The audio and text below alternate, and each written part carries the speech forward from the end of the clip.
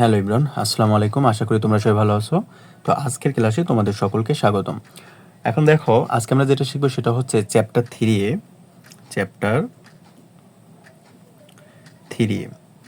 Chapter three এতে আমরা আমাদের মূলত এখানে গুরুত্বপূর্ণ হচ্ছে লন সাইন এক্স এবং লন কজ এক্স এর অন্তরক সহগ নির্ণয় করা। মানে অন্তরক সহগ দ্যাটস মেন, এই সূত্রটার মানে লন সাইন এক্স এর তো একটা মান আছে, হ্যাঁ সেইটা।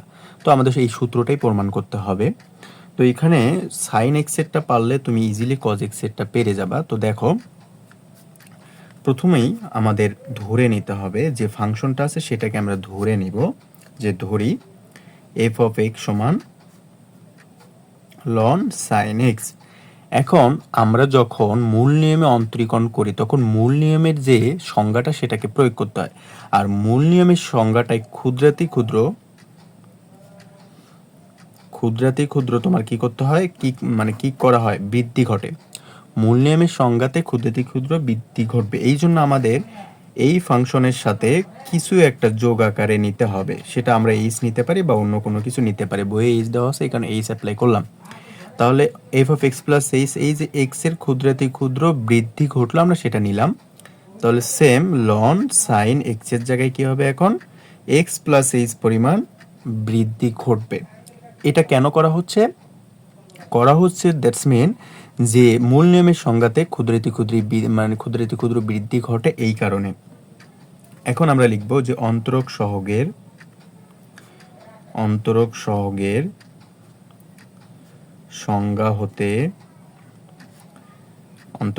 সংজ্ঞা হতে পাই সংজ্ঞাটা কি, যে ডিওয়াই ডিএক্স সমান limit h tends to 0 F of x plus h minus F of x divided কি বলেন তো, এইচ। এটা হচ্ছে আমাদের অন্তরক সহগের যে সূত্র সেইটা।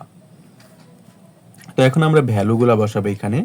Limit h tends to 0 F of x plus H এর মান কি, loan sine x plus h minus F of x এর মান কি বলেন তো, loan sine x divided H. তো এটাকে আমরা সমীকরণ এক হিসেবে রেখে দিব, কারণ এখানে আমরা যদি এইচ এর ভ্যালু বসাই তাহলে এই ভ্যালুটা কি হয়ে যাবে বলেন তো, অসংজ্ঞায়িত হয়ে যাবে। মানে আমার কাজ শেষ। এখন আমি তো আনসার পর্যন্ত এখনো যেতেই পারি নাই, কাজ শেষ করলে হবে। মনে রাখবা, এই টাইপের মূল নিয়মের যতগুলোই অন্তরক সহগ তুমি বের করবা কখনোই অসংজ্ঞায়িত হতে দেওয়া যাবে না। অসংজ্ঞায়িত হয়ে যাওয়া মানে তুমি ফলাফলে যেতে পারবে না। অতএব অসংজ্ঞায়িত তোমাকে হতে দেওয়া যাবে না। তো এই কারণে আমরা আবার ধরি সাইন এক্স সমান, এই যে এইটুকু সমান আমরা ধরবো, কারণ এটাই হচ্ছে মানে প্রাথমিক। আর এর পরবর্তীটা হচ্ছে বৃদ্ধি হচ্ছে এক্স প্লাস এইচ, ঠিক আছে। এই কারণে আমরা সাইন এক্স সমান কি ধরবো বলেন তো, ধরবো জেড, বা তুমি অন্য কোনো কিছু ধরতে পারো, পি ধরতে পারো, কিউ ধরতে পারো, এনিহাউ। অতএব সাইন এক্স প্লাস এইচ সমান, যেহেতু ক্ষুদ্রাতি ক্ষুদ্র বৃদ্ধি ঘটাইলাম তাহলে আমরা কি করব, জেড এর সাথে আরেকটা বৃদ্ধি যেটা ঘটলো সেটা নিব, অন্য একটা আমরা চলক নিব। তাহলে সাইন এক্স প্লাস এইচ মানে সাইন এক্স সমান কি ছিল, জেড, যেহেতু আরও বৃদ্ধি ঘটছে এই জন্য আরও একটা ভ্যালু আমাকে নিতে হয়েছে। তাহলে এখান থেকে আমরা কে এর ভ্যালুটা বের করতে পারি, sine x plus h minus z সমান কি কে। তাহলে sine x plus h, z এর মান কত বলেন তো, সাইন এক্স ইজ ইকুয়াল, আমরা কে এর ভ্যালুটা পেয়ে গেলাম। এটা হচ্ছে আমাদের কে এর ভ্যালু। আচ্ছা, কে এর ভ্যালু আমাদের একটু পরে লাগবে।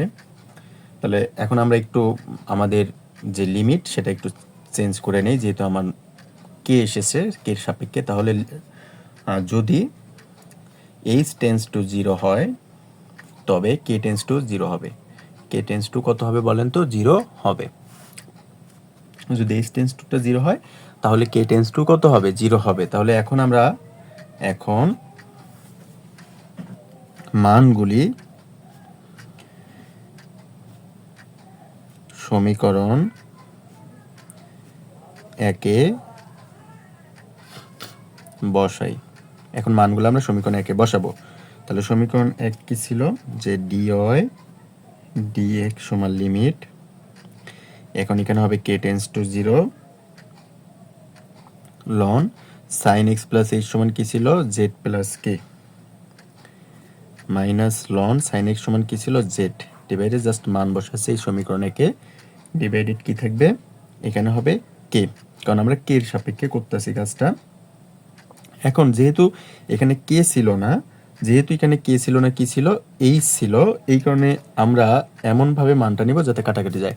এখন দেখো তো, এখানে তো কে ছিল না, কেন নিতে হয়েছে কে, আমি লিমিট চেঞ্জ করছি, এই কারণে এখানে কে থাকলে এখানে কে হবে, এটাই তো নিয়ম নাকি, এখানে কে থাকলে এখানে কি হবে, কে, এখানে এইচ থাকলে এখানে কি হবে, এইচ।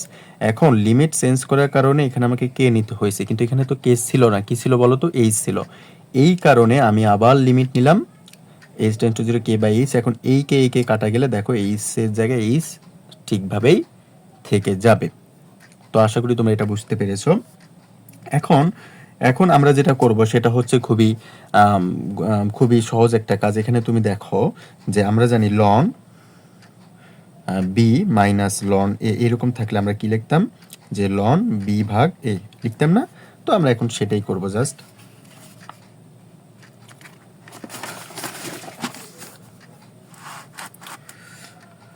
তাহলে লিমিট আমাদের কি ছিল, কে টেন্স টু জিরো, তাহলে আমরা লিখব লন,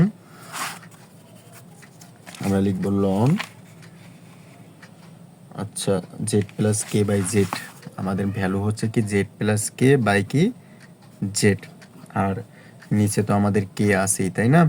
আচ্ছা এরপরে limit h tends to zero, এখন আমরা ভ্যালু বসাবো এখানে, এখানে আমাদের কি আছে কে, তাহলে কে এর ভ্যালুটা কি পাইছিলাম, এই যে কে এর ভ্যালু হচ্ছে sine x plus h minus sine x, sine x plus h minus sine x divided কি আছে, এইচ আছে, এটা আমরা লিখে নিলাম। আচ্ছা তাহলে সমান limit k tends to zero, এখন আমরা ভাগ করে দিব, বিষয়টা এমন যে জেড ভাগ জেড প্লাস কে ভাগ জেড, তাহলে এটা কাটা যায়, থাকে কি বলতো, অন প্লাস কে ভাগ জেড।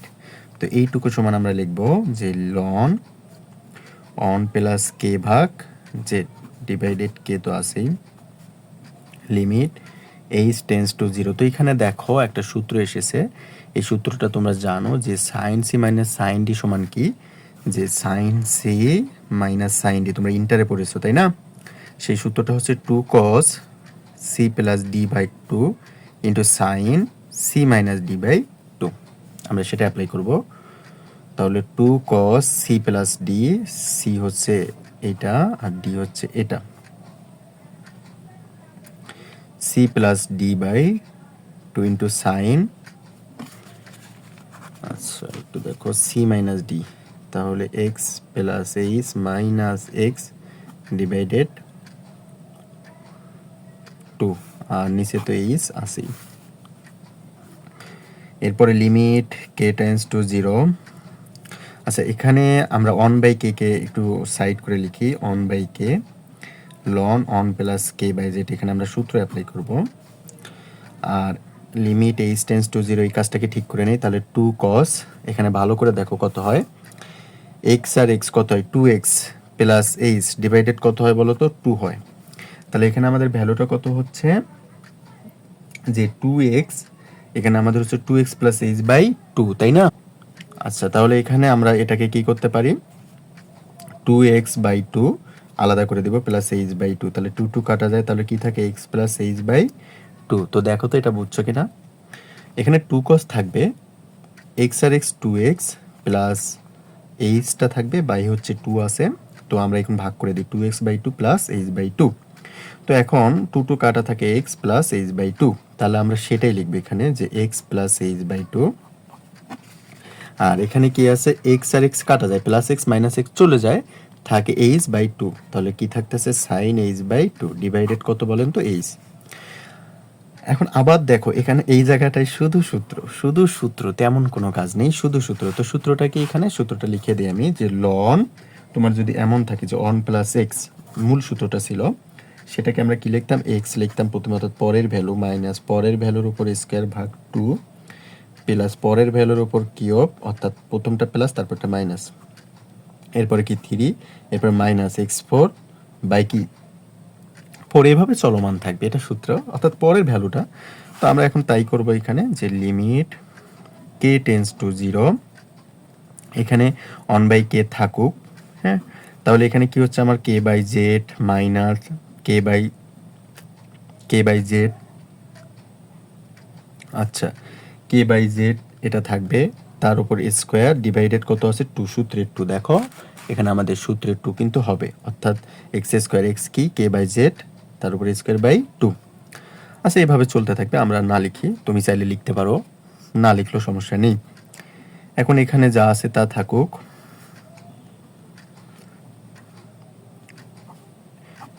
ডিভাইডেড এইচ আর সাইন এইচ বাই 2। তাহলে limit k tends to zero, এখন আমরা এই 1/k দিয়ে এটাকেও গুণ করবো, এটাকেও গুণ করবো, রাইট? তাহলে 1/k দিয়ে এটাকে গুণ করো, তাহলে কে কে কাটা যায়, থাকে কি 1/z, তাই না? আচ্ছা তাহলে কি থাকলো 1/z, এখন মাইনাসের জায়গায় মাইনাস। এখন এখানে এই জায়গাটার কাজটা দেখো, k square by k z square, আর এই 2 নিচে 1, তাহলে উল্টিয়ে দাও, উপরে যাবে 1 নিচে 2, আর গুণন আছে কি 1/k। তো এই কে কাটা দাও, থাকে কে, তাহলে উপরে থাকে কে বাই নিচে থাকে 2z স্কোয়ার, এটাই হবে। উপরে থাকবে কি কে, নিচে হচ্ছে 2z স্কোয়ার, এরপরে প্লাস ডট ডট ডট এরকম ভাবে চলতে থাকবে। আচ্ছা এটা যা আছে থাকুক আপাতত, 2 cos x plus h by 2 আর সাইন এইচ বাই 2। আচ্ছা এখন এখন দেখো, আমরা যদি এখানে ভ্যালু বসাই তাহলে কিন্তু অসংজ্ঞায়িত হয় না, 1/z সামনে চলে আসে, যেহেতু এখানে কোনো ভ্যালু বসানোর প্রয়োজন নেই। আর এখানে যদি ভ্যালু বসাই এটা কত হয়ে যায়, 0 হয়ে যায়, তো এটা আমরা লিখবো না। এখন বাকিটুকু লিখি, limit h tends to zero. তো এখন আবার দেখো এখানেও যদি আমরা ভ্যালু বসাই, সেটা কিন্তু কি হয়ে যায় না, এক্স্যাক্টলি 0 হয়ে যায় না। এই কারণে আমরা কি করব, সরি এখানে আছে এইচ, নিচে এইচ, আমি ভাবছি 2 আছে, তো এইচ বসালে কি হয়ে যায়, 0 হয়ে যায়, মানে অসংজ্ঞায়িত হয়ে যায়। যদি এইচ বসে তাহলে অসংজ্ঞায়িত হয়, আর আমরা জানি কি অসংজ্ঞায়িত মানে ইজ নট ওকে, অর্থাৎ এটা নেওয়া যাবে না, অসংজ্ঞায়িত হওয়া যাবে না। এই কারণে এই ফাংশনটাকে আমরা আলাদা করব, যাতে কি হয়, মানে যে জায়গাটাকে মানে আলাদা করার ফলে যাতে অসংজ্ঞায়িতর বিষয়টা আমার মানে এইভাবে চলতে থাকলে তো এটা বারবার যেতে থাকবে। তো কিভাবে এটাকে অসংজ্ঞায়িত থেকে এড়ানো যায়, আমাদের এখন সেটাই দায়িত্ব। তো দেখো এখন আমরা 2 cos, এখানে কি থাকে আমাদের x প্লাস এখানে 2 ছিল h বাই 2, এটাকে আমরা আলাদা করে নিলাম। আর এই limit S tense to zero তো দুইটার সাথে আছে, তো এখন এটাকে আলাদা করে দেই, কি থাকে সাইন এইচ বাই 2 ডিভাইডেড কি এইচ। আচ্ছা তো আশা করি তোমরা এটুকু বুঝতে পেরেছো। এখন বাকিটুকু দেখো, 1/z আমরা বসাইলাম। এখন এখানে হচ্ছে limit h tends to zero, এটুকু থাকুক, 2 cos x plus h by 2। এখন এই জায়গাটায় দেখো, এই জায়গাটা চাইলে কিন্তু আমরা সূত্রের মতো তৈরি করতে পারি, সাইন এইচ বাই 2 থাকুক, নিচে এইচ এর নিচে 2 দিব, আর গুণন এখানে হাফ দিব। তো দেখো 2 দিলে এই হাফ, অর্থাৎ এই 2 কাটা যায়, মানে ভ্যালু যা ছিল তাই। কেন করলাম এটা করার রিজন হচ্ছে যাতে আমরা অন লিখতে পারি। আমাদের সূত্র হচ্ছে যে limit x tends to zero sine x by কি এক্স এর ভ্যালু থাকলে সেটা সমান আমরা কি লিখতে পারবো বলো তো, সেটা সমান আমরা অন লিখতে পারবো।